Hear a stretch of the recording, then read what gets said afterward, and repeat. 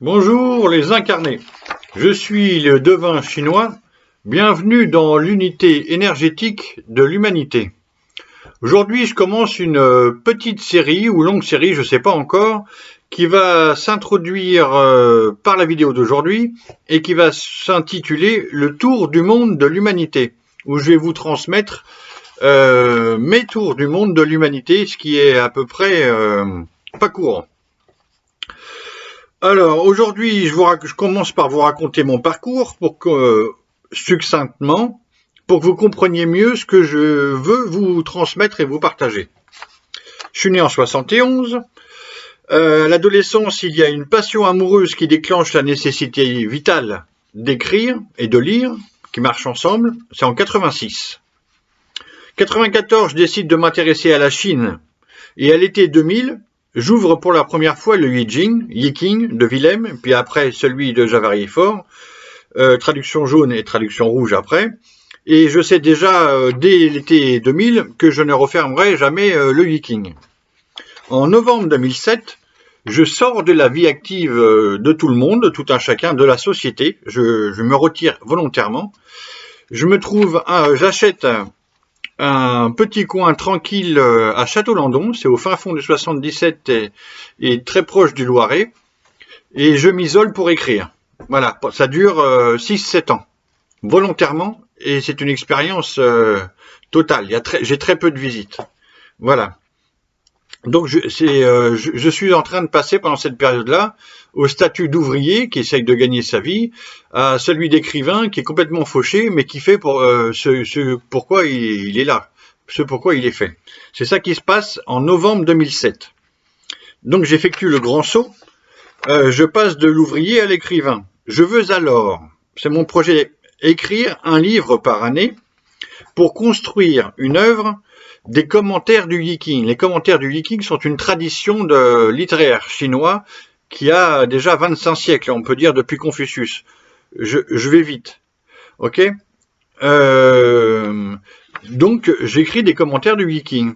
L'idée, c'est que cette œuvre est que j'illustre en plusieurs hexagrammes, plusieurs énergies, dans chaque livre, pour cheminer peu à peu vers les 64 énergies.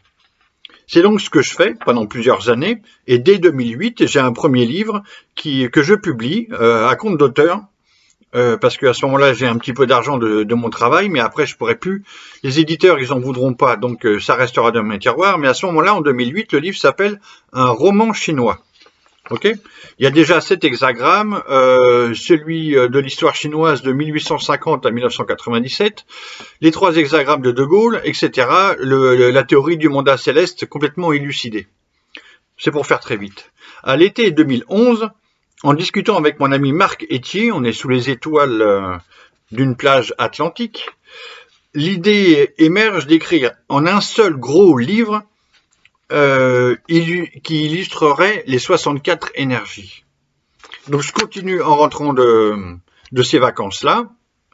Je termine mon travail en cours et dès 2012, je me lance dans un énorme chantier gigantesque. Je sais pas, je pars dans un tunnel fantasmagorique et onirique en même temps. Je sais pas où. C'est une aventure, c'est indescriptible. C'est la plus grande aventure d'écriture de toute ma vie. C'est pas possible d'en faire d'autres aussi énormes que ça. Donc c'est gigantesque. C'est 4 ans de travail isolé dans un coin, mais jour et nuit. Voilà, c'est un truc de gueudin, comme on dit à Paris. C'est une véritable aventure qui peut réussir, car je me suis volontairement isolé de tout et de tous. J'ai très peu de visites. Mes amis qui viennent ou la famille qui vient, ça se compte sur une doigt d'une main. Après plus de 4 années d'une entreprise colossale, Le destin du genre humain, c'est le titre du livre, est publié en 2016. Je vous le montre. Il est là, donc c'est ce livre-là. Il est structuré exactement comme la traduction rouge de Javarier-Fort, c'est qu'il y a 64 textes pour illustrer, c'est à chaque fois une biographie courte ou plus ou moins développée, un texte biographique d'un personnage connu, donc vérifiable par le lecteur, pour illustrer les 64 énergies. Et, point important, c'est que le lecteur qui va au bout du livre, qui lit les 64 énergies, il tombe forcément sur son énergie. Et il y a quand même une grande chance, pas pour tous les textes, où ils se disent « mais comment ça se fait que ça parle de moi ?» Voilà. Donc il y a une dimension divinatoire que j'ai essayé de restituer dans ce livre, ça fait partie du projet du livre, etc. Alors, je continue. Ce gros livre, je me lance donc dès 2012 dans un chantier d'écriture gigantesque. C'est une véritable aventure qui peut réussir car je me suis isolé. Le destin du genre humain est publié en 2016. Sauf que il est très mal édité parce qu'il n'y a même pas de table des matières pour les 64, il n'y a aucune promotion. Donc, en fait, je donne mes livres à mes amis, à ma famille, et j'ai pas 1 euro de revenus depuis 2007. Je vis sans argent, carrément. Bon, avec ce livre, j'ai non seulement résolu la question du destin et de la destinée. Ok, il y a une démonstration à un certain niveau de lecture. Mais j'ai surtout effectué mon premier tour du monde de l'espèce humaine. À ce moment-là, j'ose pas dire humanité, mais en fait, c'est ça qu'il s'agit. À ce moment-là, c'est l'espèce humaine. J'ai conscience que j'ai fait un tour du monde de l'espèce humaine, dans laquelle je suis. Hein, mais j'ai réussi à être dedans et à m'en extraire pour regarder le tout en observateur.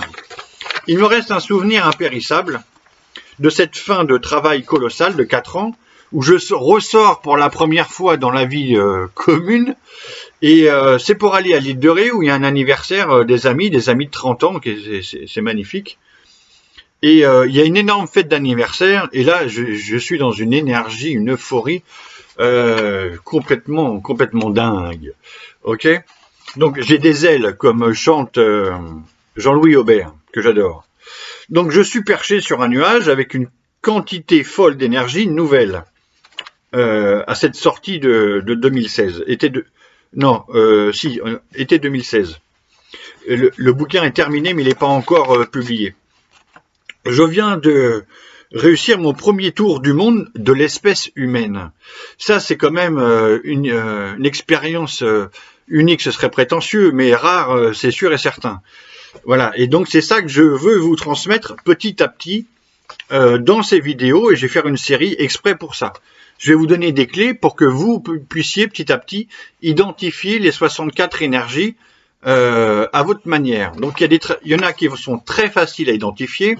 Moi, il y en a que je calcule même plus tellement parce que je les ai vécus. Par contre, il y en a d'autres où c'est des concepts plus difficiles. Donc je vais faire une série de vidéos là-dessus pour vous aider à comprendre comment ça marche, cette espèce humaine, cette humanité. Ok, cette unité de l'humanité. Je continue. Donc le destin du genre humain est structuré comme la traduction française, Rouge de Javary Fort. C'est un texte, il y a un texte biographique par personne, connu ou célèbre, donc vérifiable par le lecteur s'il veut se transformer en observateur. Ou en critique, ok, mais c'est d'abord un partage d'expérience. Critique si tu veux, mais ça sert à rien. Ok. L'idée de cet agencement est multiple. D'abord, j'ai résolu l'énigme des 64 énergies. Ok, donc moi j'ai une vision totale de l'espèce humaine. C'est pas rare, c'est pas commun. Ensuite, chaque lecteur tombe sur son texte, donc j'ai déjà dit tout ça, et c'est vérifiable. Et voilà. Depuis novembre 2007, j'ai plus de travail, donc mon travail consiste à écrire tous les jours. C'est ce que je fais. Donc vu que je suis fait pour ça, je me plains pas, mais je suis dans une grande précarité. Ça se voit rien qu'à mon dentier. Ok, il faut bien dire la réalité telle qu'elle est. Je continue donc mon travail d'écriture. J'écris par exemple un triptyque roman, essai, poésie pendant les 3 fameuses années de Picouze. Entre mi-janvier et début juin 2023, en quelques mois, je suis dans une nouvelle expérience d'écriture où je me lance dans le pendant du destin du genre humain, que je comprends alors comme un livre, une expérience et un livre qualitatif, où il y a un texte pour chaque énergie. Et là, je veux partir dans un projet d'écriture où il y a un projet d'écriture quantitatif, où je pourrais offrir aux lecteurs, partager plus de 430 divinations des énergies des personnes pour les 64 hexagrammes.